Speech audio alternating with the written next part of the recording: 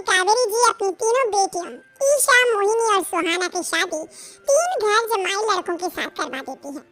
उन्हें लगता है कि ये लड़के शायद घर का कामकाज संभाल लेंगे, लेकिन उनके तीनों घर जमाई बहुत आलसी थे। वो नौकरी भी नहीं करते थे और बाहर का काम भी नहीं। कावेरी जी ने अपनी बेटियों से कहा कि वो प्रेगनेंसी का बहाना बनाकर अपने पतियों को सबक सिखाए। अब सुनिए आगे। मम्मी, आपने जैसा कहा था हमने वैसा ही किया, लेकिन देखिए ना, विवेक का हाल तो वैसा का वैसा ही है। घर में ना सुबह का नाश्ता बनता है और ना खाना। नौकरी पर जाने की बात करूं तो खाने को दौड़ता है मुझे। हाँ मम्मी, मैंने भी सुमित को कितनी बार कहा कि अगर नौकरी नहीं करनी तो कोई छोटी सी दुकान ही खोल लो। घर का खर्चा कैसे चलेगा? देखो दोपहर के 12 बजने आए और जनाब अभी तक सो रहे हैं। हाँ मम्मी, ईशा और सुहाना ठीक कहती हैं। अविनाश का भी यही हाल है। जब मैंने अपनी प्रेगनेंसी के बारे में कहा तो मुझसे कहने लगा, अरे दूसरी लड़कियां तो 9 महीने तक नौकरी करती है, बस डिलीवरी के टाइम छुट्टी लेती है। मोहिनी, तुम भी नौकरी करो। अब मुझे कहाँ नौकरी मिलेगी? मम्मी बताओ अब मैं क्या करूँ? हे भगवान, क्या सोचकर घर जमाई दामाद लाई थी मैं कि मेरी बेटियां मेरे पास रहेंगी और खुश रहेंगी, लेकिन इन आलसी दामादों ने तो हमारी जिंदगी को भी प्रॉब्लम में डाल दिया है।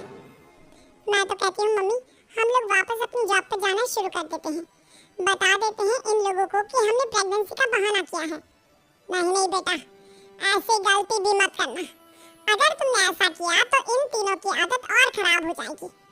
अरे आज नहीं तो कल कभी तो तुम प्रेग्नेंट होगी, तब वापस यही प्रॉब्लम आएगी, तब क्या करोगी तुम तीनों? हाँ मम्मी, आपकी बात तो बिल्कुल सही है। इन लोगों को तो सुधारना ही पड़ेगा। लेकिन कैसे? अपने बच्चों के आने की खबर सुनकर भी इन लोगों पर कोई असर नहीं हो रहा। पैसे कमाने के लिए घर से बाहर निकलना ही नहीं चाहते ये तीनों। अब मेरे दिमाग में प्लान आया है। तुम तीनों चिंता मत करो, उन तीनों को बुलाओ, फिर मैं बात करती हूँ।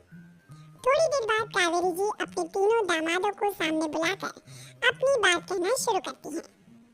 अविनाश, सुमित और विवेक, देखो बेटा, मैं ना तुम तीनों से बड़ा प्यार करती हूँ, इसीलिए तो तुम्हें घर जमाई बना कर रखा है मैंने। अरे मम्मी जी, सीधे सीधे कहिए ना, क्या बात है? प्यार तो हम भी आपको बहुत करते हैं। अरे मम्मी जी, आपकी इज्जत भी बहुत करते हैं। अरे भाई, आपके जैसी सास और कमाने वाली बीवी सबको मिलती है क्या? हाँ मम्मी, विवेक और सुमित ठीक कह रहे हैं। आपकी बेटी से शादी करके मेरी तो जिंदगी ही अच्छी हो गई है। जानती हूँ मैं, और ये भी जानती हूँ कि तुम तीनों अपने अपनी बीवियों से बहुत प्यार करते हो। बेटा, बात ऐसी है कि हमारे कुल गुरु ने कहा है कि प्रेग्नेंट होने के बाद मेरी तीनों बेटियां शुरू के 4 महीने हमारे गांव में जाकर रहेगी, जहाँ मेरे चाचा जी रहते हैं। अरे लेकिन क्यों मम्मी, गांव में जाकर रहने की क्या जरूरत है इन तीनों को? वो क्या है ना बेटा, हमारे परिवार को एक श्राप है। अगर मेरी बेटियों ने यहाँ पर बच्चा पैदा करने की कोशिश की तो उनके बच्चों को कुछ भी हो सकता है। इसलिए अब से लेकर 4 महीने पूरे होने तक इन्हें गांव वाले घर में रहना पड़ेगा। हाँ तो इसमें प्रॉब्लम क्या है मम्मी जी? हम भी वहाँ जाकर रहेंगे, पिकनिक मनाएंगे। अरे भाई बीबी जा, हम भी वहाँ। हाँ यार, आइडिया तो बहुत अच्छा है। शहर की जिंदगी में रह रहकर परेशान हो चुके हैं, अब कुछ दिन गांव में बिताएंगे। तुम लोग समझने की कोशिश क्यों नहीं करते?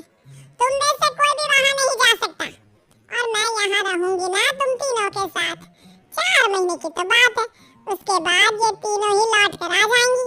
ठीक है मम्मी जी, अब हमारे बच्चों का सवाल है तो ये तो करना ही पड़ेगा। कावेरी अपनी तीनों बेटियों को कुछ दिन के लिए घर से बाहर कहीं दूसरे शहर में रहने के लिए भेज देती है। कुछ दिनों के बाद, अरे मम्मी जी, बहुत दिन से पिज्जा नहीं खाया, मंगवाइए ना। क्या बताऊं बेटा, पहले तो बेटियां खर्चा दे देती थी क्योंकि उनकी नौकरी थी, लेकिन अब तो मेरे पास पैसे ही नहीं बचे। थोड़े बहुत पैसे हैं जो बच्चों की डिलीवरी में काम आएंगे। लेकिन मम्मी जी, आपकी बेटियों को वापस आने में तो अभी बहुत वक्त बाकी है। वही सोच सोच कर परेशान हो रही हूँ। सोच रही हूँ कल से दूध भी बंद करवा देती हूँ। अब दूध वाले को देने के लिए पैसे भी तो नहीं है ना। अरे नहीं नहीं मम्मी जी, अगर दूध भी बंद करवा दोगी तो मुझे चाय कहाँ से मिलेगी? और चाय के बिना मैं तो मर ही जाऊंगा। क्या करूं बेटा, इसके अलावा हमारे पास कोई ऑप्शन नहीं है। मेरे पास पैसे ही नहीं बचे। इस तरह कावेरी जी धीरे अपने तीनों दामादों को पैसे देना बंद कर देती हैं और घर में खाने पीने की चीजें लाना भी बंद कर देती हैं। अब वो तीनों बुरी तरह से परेशान होने लगे थे और इसलिए एक दिन तीनों प्लान करके घर से बाहर निकलते हैं और बाजार में जाने के बाद यार अच्छा खाना खाए हुए कितने दिन हो गए, पता नहीं कब अच्छा खाना मिलेगा। हमारी बीवियों के जाने के बाद तो हमारी हालत भिखारियों जैसी हो गई है यार। कुछ भी हो, मुझे तो आज पिज्जा खाना ही खाना है। जेब में 1 रुपया नहीं और पिज्जा खाएगा, कहाँ से आएंगे पैसे? अरे देख वहाँ सामने बोर्ड पर क्या लिखा हुआ है, कंप्यूटर पर काम करने के लिए एक आदमी की आवश्यकता है। भाई मैं तो जा रहा हूँ, काम करूँगा और शाम तक पैसे लाकर आराम से पिज्जा खाऊंगा।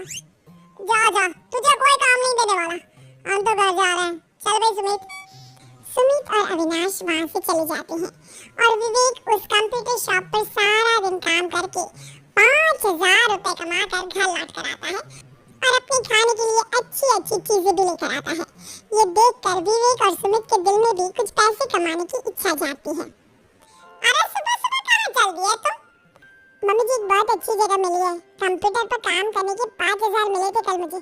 अगर रोज काम करूँगा तो पूरे 40000 की तनख्वाह। अरे वाह, ये तो बहुत अच्छी बात है दामाद जी, आपको जाना ही चाहिए। सुमित और अविनाश विवेक को इस तरह तरक्की करते देखकर परेशान हो जाते हैं और वो दोनों भी काम की तलाश में निकल पड़ते हैं। धीरे धीरे उन दोनों को भी काम मिल जाता है। अब कावेरी के तीनों दामाद छोटी मोटी नौकरी करके अच्छा पैसा कमाने लगे थे। एक दिन कावेरी उन्हें अपने पास बुलाती है। अरे वाह, विवेक 40000 कमा लेता है, अविनाश 60000 और सुमित तुम भी 40000 के आसपास कमा ही लेते हो। कुल मिलाकर तुम अच्छे खासे पैसे कमा रहे हो बेटा। हाँ मम्मी जी, बहुत मजा आता है जब महीने के एंड में मोटी रकम हाथ में आती है। पूछिए मत मम्मी जी, घर में रहकर रोटी बनाकर और तो जैसा महसूस होने लगा था मुझे तो। हाँ बेटा, तुम तीनों की बात तो बिल्कुल ठीक है और जानते हो अब तुम तीनों की पत्नियां भी वापस लौट कर आने वाली है। लेकिन मम्मी जी अभी तो उन्हें गए सिर्फ 2 महीने हुए हैं, आपने तो कहा था वो 4 महीने के बाद लौट कर आएंगी। ऐसा कुछ नहीं है बेटा, मैं सिर्फ तुम तीनों को सबक सिखाना चाहती थी कि आदमी घर में बैठकर बीवी की कमाई खाता हुआ अच्छा नहीं लगता। इस दुनिया में हर इंसान को मेहनत करनी चाहिए, काम करना चाहिए, चाहे वो औरत हो या आदमी, ताकि अपने परिवार को संभाल सके। कावेरी की बात सुनकर उन तीनों को अपनी गलती का एहसास होता है और कावेरी उन्हें सच बता देती है कि ईशा, सुहाना और मोहिनी शहर में ही कहीं दूसरी जगह रह रहे थे। शाम के वक्त उन तीनों की पत्नियां लौट कर आ जाती है और कावेरी जी का परिवार एक खुशहाल परिवार की तरह रहने लगता है।